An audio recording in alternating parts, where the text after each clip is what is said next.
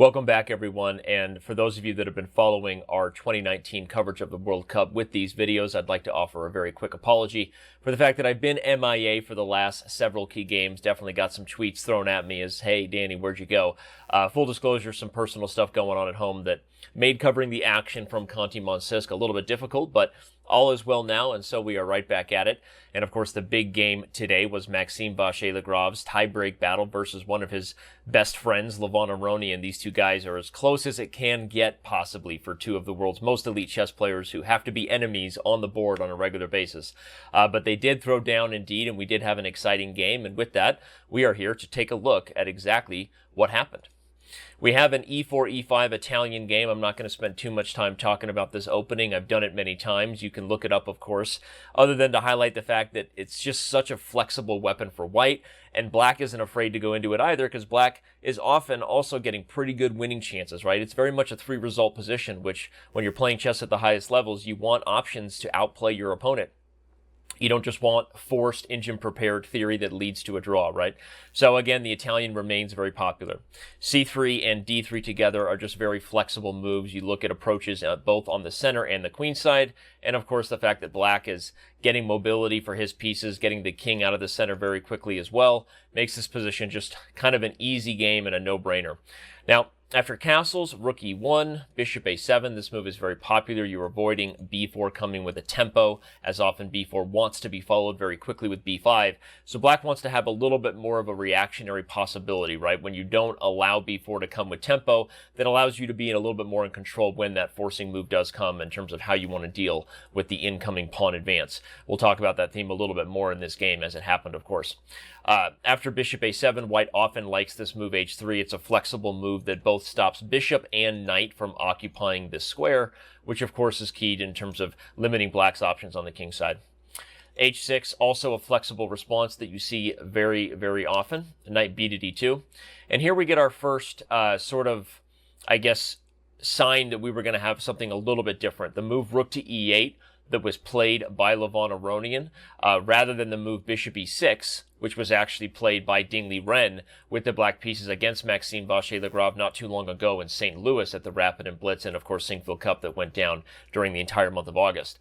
So if you want to check out that game, I actually included it in the blog that I am publishing on all the analysis I do here. So bishop e6, a very popular weapon, and the idea is that when this trade happens, the fact that you still have the rook on the f-file, meeting up with the bishop on f2, of course this knight tries to get out of the way and help the attack become a possibility. These are very, very typical plans for black in these positions, and so if you're gonna go for that kind of kingside attacking approach by black, it makes more sense to play bishop e6 before moving your rook, right? So on that note, as I'm saying, rook e8 was a move that sort of tips the hands that Levon Aronian's not going to be going for those very forcing lines. Maybe he didn't like the fact that Maxime Vachier-Lagrave just beat Danny Rensch in that line with bishop e6 while in St. Louis. So we get b4. Now we see bishop to e6. And after takes, rook takes. Here now we see Maxime vary from another game, again, against Danny Rensch. Against Danny Rensch in St. Louis, he played the move 13 bishop to b2. Once again, you can find that game in my blog. And so maybe the fact that Maxime actually lost that one, right? So he won the one with bishop takes e6. Levon doesn't go for that, plays rook e8. He lost the one in the line where he played bishop b2 rather than knight f1. Now, I don't think the opening moves are necessarily the most indicative factor as to what the final results were of those games, but it is, of course, something I try to know when you're preparing this and looking at how these top players are always trying to shuffle and outmaneuver their opponents, both on the board and also at home in the kitchen, right? So knight f1 is played. One of the advantages, of course, is that you're not putting the bishop committed to the square. You actually still have the bishop on this more natural diagonal, whether it's for pressure there or even just to come to e3 and eventually make a trade, as we see in the game. So knight f1 is played. We get bishop to e3. Takes, and now we see the move d5. This is a very flexible move for black, and it's kind of committal in the sense that you're giving up on all ideas that you would ever attack the king side anymore. When you maintain a pawn chain, you naturally have the potential of space on that side of the board, right? So if you were to somehow, as black, put a rook on f8, move this knight, and try to prepare things like f5, slide this rook over, that's another way to try to play the position, right? Let's say rook f8, knight goes back to e7, you move this knight, and you try for something like this. But That from a structural perspective kind of makes sense when you have the pawns here, but given the fact that you've also already committed your rook and queen naturally in the center, and white's pieces are frankly very well positioned to be controlling these critical light squares, it makes more sense to challenge it directly rather than go for a slow play-in, right? White is well prepared to deal with what could be a kingside remaneuvering for black, so I like the move d5 in these positions. Now b5 comes as a forcing move to kick the knight from c6. Maybe you try to open up things and hit these center pawns. And in the game, black plays knight e7. We've got some analysis here helped by my friend Dayan Boykov, who, of course, you can check out his game of the day analysis that he does for our news reports all the time. He points out that instead of b5, the last time this position was played at the highest levels, b5 is the first official novelty, as we use Dr. Evil Fingers. Queen to c2 was the move that was played previously to b5. Obviously, you put the queen on a square that guards e4, right? So black is no longer threatening to just win a pawn. And, of course, you complete development. Queen c2, rook to d8, then b5. This is how the previous game went, which of course went down between Kravtsiv and Parlegras. The knight moves to e7, and then we got c4, c6, after a trade, and rook a5. White was a little bit better in this game here, and okay, ultimately nothing super spectacular, a very symmetrical structure, and with both sides really wanting to get wins in the tiebreak format, maybe not what Maxime had in mind. So, b5 was played, as we said, rather than queen to c2. And after the knight moves to e7, we get the move c4 right away. Similar to the plan in the game, but again, you're not moving the queen from d1. We'll talk about what could have happened on d takes e4 here in just a minute. I will point out that black doesn't want to take on b5. Sometimes these natural pawn trades happen, and people say, hey, you just, move right past that obvious idea. Why would I not want to trade that in my own games? But whenever you're in a position where there's going to be only one open file, really important not to concede that, right? White's going to have complete control over all the access points, whether it's the 7th rank or whether it's just kind of a slow jam, right? Jamie Foxx it over here on the A file, build up the play, and white will be in control. So whenever there's an option to make a trade with pawns and pieces, but really particularly with pawns, really one very key factor for you to just note is, does the trade give me more access to squares or my opponent? And when the answer is the latter, you pretty much never want to make those trades. And that's a very, very blanket, general, universal advice you can have from a chess doctor about your chess health, but is something that usually applies. All right, so instead, knight e7 was played, and as we said, c4. What would have happened on d takes e4? If we get the trade, and eventually black tries for taking on e4 with the knight, the winning move here for white is the nice move knight to d5, both threatening to fork on c7, hitting the 2 rooks, as well as immediately hitting the knight on e4. And if you trade, you lose the pony. So, no good, and this a very quick justification, since I mentioned that b5 was a novelty, and that the previous move, of course, was queen to c2, right, to defend e4. It makes sense that if you're going to go for the line with b5, you should at least explain why this pawn is not possible to capture, as we said, and why Aronian played the move d4 in the game. So, now we're getting to some of the more critical positions. We've actually only just reached original territory, and we're at, whatever, 10 minutes into the video. And again, my apologies if that's a little too slow for you to get to the blood and the action, but really trying to make sure you understand the story of where we're at here. So, now we're in original territory, right? c4 was played along with b5 instead of the only previous approach with queen to c2. Taking e4, not really something black would ever want to do if you're not going to win the pawn, because as I said, if a trade is giving your opponent more squares, don't make it, right, unless you have a concrete reason. So if you can't win the pawn, don't do it. So now we've got d4. The move knight f5 is played, and we have some critical decisions to be made. Black cannot trade on f5 without losing the e5 pawn. But if you're not going to trade on f5, obviously you're in a bit of a tight spot. You don't want white to be able to build up on this catalyst. So black plays the move rook e8, and as white tries to build up on it, we get this interesting move knight to g6. What black wants to do here is make a trade and then justify where the rooks are rather than have to remaneuver them on the 6th rank. Whether that's an aggressive slide over or even playing a move like pawn to g6 at some point to stop this knight from ever coming back to f5. These are some positional ideas for black. White played g3 to kind of deny black similar squares, right? I've got my knight on f5, and I don't want you to have an equal counterpart. We get knight takes h4, knight takes h4, and then queen to e7. When I first looked at this position optically, I felt like Aronian was just kind of playing silly blitz rapid chess. It's just really hard to get excited about a triple battery of the queens and rooks on a file that's just not going to become open. But as the game goes on, you're going to see that Aronian really had a very deep understanding of this position in terms of where he was eventually going to get counterplay. And this move, queen e7, prepares a maneuver that is very strong positionally, and you can learn from whenever you're in a setup where you're asking what my plan is and you don't have a clear option, that the next thing you can ask yourself is, well, if I don't have a clear plan, what's my worst place piece? And, or even more importantly, if I could play fantasy chess here, where would I put all of my pieces if I could achieve that? Now, it doesn't mean you give yourself some sort of crazy line where I would go knight here and take here and then give check and go to c3, right? Because c3 looks fantastic, right? But even with how ridiculous a line like that is, what that line of thinking, what that critical thinking process gives you is a goal. You at least took the time to play that fantasy game in your head, so you're like, oh, actually c3 is an outpost square, I'll keep that in mind for the future, right? So you have to take the time to see the forest through the trees as you make plans, because it allows you to recognize where your pieces could be better if you could put them there. And that's what queen e7 does. When I saw this, I'm like, you're tripling on a file, you're inviting a tempo, but it has a very clear plan.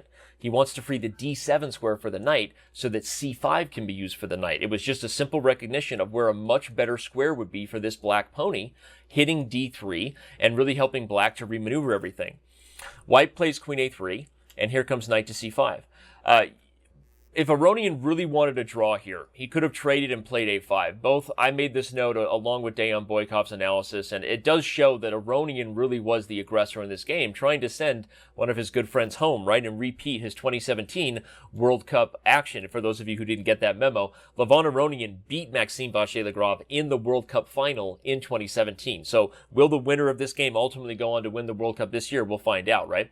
But he doesn't want to do that. Levon wants more than just trading and closing to get the next set of tiebreaks. An Armageddon game, for example, is eventually in the future. He plays knight c5 now, and after f4, which I think is a bit of a desperate play by Maxime. Maybe he says, well, I'm going to play for a win too, right? Sorry for that dog out there. Apparently there's a dog. F4 is going to backfire a lot, right? If white really wants to sit tight, you almost want to play slower, more protective remaneuvering moves.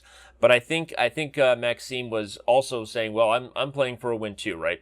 So he plays f4, super double edge to allow this move and open the king. But he does so because he gets knight f5 with tempo, and now when he takes back, felt good about his knight compared to the black counterpart. But here comes Levon, and I really like this idea because it just showed again the thing I was criticizing him before earlier, that he kept all his pieces in a weird spot on the e-file. He knew that eventually the position would change and that rook on the 6th rank would justify itself. Rook f6. What's the idea? Well, after rook f1, we're going to find out.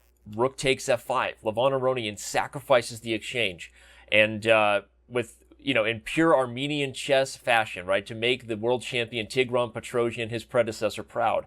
A true understanding here of the fact that black has complete control over everything that matters. The open e-file, the most dominant piece on the board in many ways is the knight because of this pawn on d3. And when you can strike with timing while your opponent's pieces are, let's say, on a less than ideal side of the board, right? Especially if the king is open, that's usually your best chance to convert on an initiative, right? Often people think of taking advantage of a bad piece, like a bad piece that gets trapped, right? That has no squares. But often the best way to take advantage of a bad piece is to create play on the other side of the board and make them feel their absence, right? So take and play rook e3, and suddenly black is in the complete driver's seat. He's going to send his best friend home and win this game. But instead, after rook a to e1, he plays queen e7. All good still right now. Levon is dominating the e-file. The knight on c5 is amazing. This is looking very, very scary to be Maxime. He takes on e3. We should note here that the computer suggested the best defense for white was a renegade sacrifice of the f-pawn.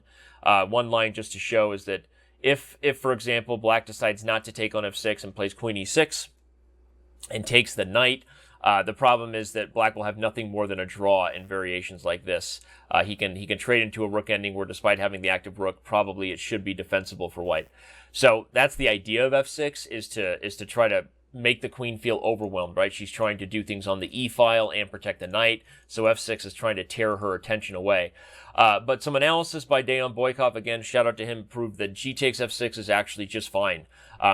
Open the king, and white is left with the same problems. Taking e3 allows this queen in with check, and the attack is on. Sitting tight, queen to b4 to try to protect the rook on e1 probably isn't enough to save the game. After queen e6, rook takes, queen takes, king h2. The knight comes into d3, and black is really still in the driver's seat here. For example, queen b3 runs into queen e2 check, and you're already very, very scared. I think that king to g1, there's going to be a number of ways for black to continue the attack here. And the fact that white is basically completely split. You have a queen on this side of the board that can't ever come back to the king side unless black says it's so. And black can prepare very slow attacking plans with the queen and knight working against the king and rook. Makes this a position that is going to be very, very hard to hold for white. So f6, while recommended by the computer, probably not enough to save the game in a practical setting. So instead, Maxime plays rook takes e3. And after queen takes e3, king h2. We get this position where the biggest key moment of the game is right here, right now. Now, it is fast time controls, right? So it's easy to forgive these players for missing it.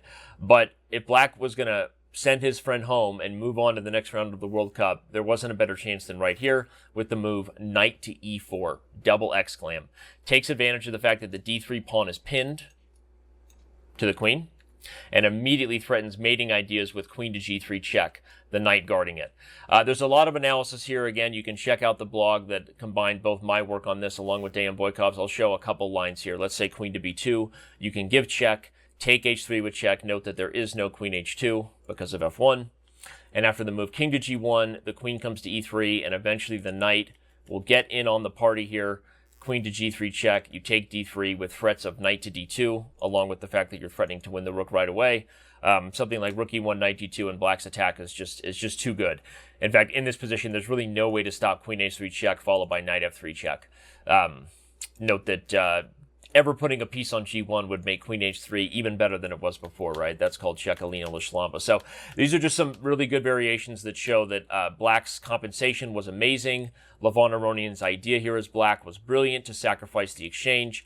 Kind of a model lesson on when exchange sacks can lead to great attacks. But with all that being said, and for those of you who actually don't know the result, you've been hearing the tone in my voice, and the storyline suggests that Levon Aronian indeed sent his best friend home. But when he gave this check and then took on d3, instead of going for the variation we talked about, again with queen e3 check and knight e4, this is when the wheels start to come off. Knight takes d3, white takes a6 and plays queen to b3. And even though this wasn't talked too much, I think that already from a practical setting, Levon was getting nervous here because he hadn't converted yet, and finally this queen is threatening to get back into the game, even with just a check and a sliding over here, right? This made him a little more panicked. He checked and checked on d2, but he has his last chance right here to say, you know what? I know my exchange sack was brilliant, but I'm too nervous. I'm just going to repeat moves and take the draw. He looks like he's about to do that until he plays the move h5. Now on queen to d1, white is fully back in the game.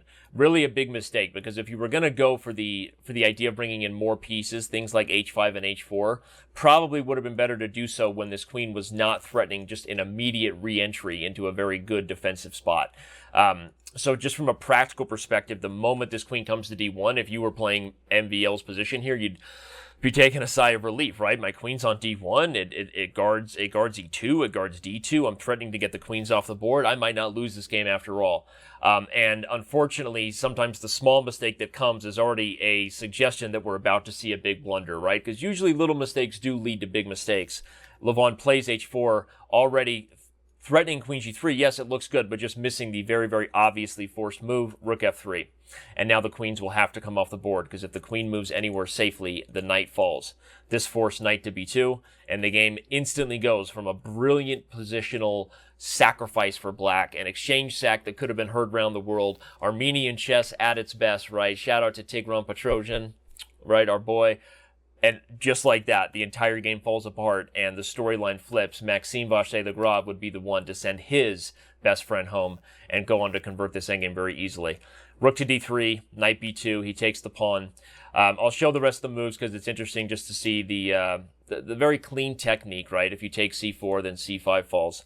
But it's just an easy win, right? With pieces on both sides of the board, the rook being the dominant piece over the knight. The king now comes up. Eventually, we get a forced exchange here of everything on the queen side. And after h4 falls and knight d6 is played, you can pause the video if you'd like to have as good a technique as the Frenchman with 3 names. But whenever you have an opportunity to turn an endgame into an even simpler endgame, forget about material points, forget about the dogmatic piece evaluations, go for things that are their clearest sense, forget what the engines say. Rook takes d6. That's how human beings convert. Go into an easily winning king and pawn ending because the forcing idea of f6 check can't be stopped, making Harry a real wizard over here on h8, right? Note, of course, f6 check allows king to g6. And after the game with f6 check, if black chooses, for example, king f8, doesn't matter. We trade, and eventually we'll advance the h-pawn as a means to distract and win with the f-pawn if there aren't other ways to win as well. So, really a fascinating game. Again, twist ending for those of you. I really tried hard not to reveal the result in this one, so you're welcome for those of you that like that. But Maxime Vachier-Lagrave is indeed the one of these two guys moving on. A reversal of fortunes, I guess you would say. Lady Luck chose a new side this year, not quite in the finals like it was in 2017, where Aronian outed MVL and ultimately clinched his spot to the candidates. Here it's the quarterfinals, but Maxime Vachier-Lagrave sends his friend home, and that's how you get it done. Really a brilliant game by Black. The maneuvering, the exchange sack was awesome, but in the end, blunders happen, and with it, actually go on a bumper sticker. Maxime punches his ticket. While I have your attention, we will do a quick shout out to the guy I've been mentioning, of course, Dejan Boykov. If you're missing his news reports and his analysis, you are missing out. He does a great job, and it's more reason to go over to Chess.com/news and follow our reports. On that note, let me also remind you, of course, you can follow the World Cup coverage by the Chess Bras. It's heating up. Yasser is there. They're doing a great job, so go ahead and check them out. While you're here, give me a like, give me a subscribe. Thanks for watching our videos. And again, I'm happy to be back. My apologies for the absence, and hopefully I will see you with more videos covering the World Cup very soon.